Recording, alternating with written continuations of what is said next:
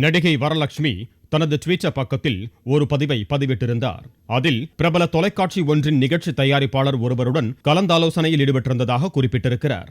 அரை மணி நேர ஆலோசனையின் இறுதியில் வெளியில் எப்போது சந்திக்கலாம் என்று அந்த நிகழ்ச்சி தயாரிப்பாளர் தன்னை கேட்டதாக வரலட்சுமி தெரிவித்துள்ளார்.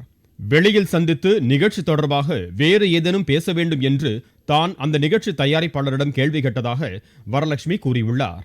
ஆனால் நிகழ்ச்சி தொடர்பாக பேச அல்ல, வேறு விஷயங்களுக்காக சந்திக்க வேண்டும் என்று அந்த நிகழ்ச்சி தயாரிப்பாளர் தன்னிடம் தெரிவித்ததாக வரலட்சுமி கூறியுள்ளார். இதனால் ஏற்பட்ட அதிர்ச்சி மற்றும் கோபத்தை மறைத்துக் கொண்டு அந்த நிகழ்ச்சி தயாரிப்பாளரை உடனடியாக அங்கிருந்து சென்றுவிடும்படி தான் கூறியதாக வரலட்சுமி குறிப்பிட்டிருக்கிறார். திரைப்படங்களில் கவர்ச்சியாக நடிப்பதால் தன்னிடம் கண்ணிய குறைவாக பேசலாம் என்று யாரும் நினைத்துவிட வேண்டாம் என்றும் வரலட்சுமி எச்சரிக்கை விடுத்திருக்கிறார். பாலியல் ரீதியாக அணுகிய நபர் குறித்து ட்விட்டரில் துணிச்சலாக கருத்து வெளியிட்ட நடிகை வரலட்சுமிக்கு அனைத்து தரப்பினரும் பாராட்டு தெரிவித்து வருகின்றனர்.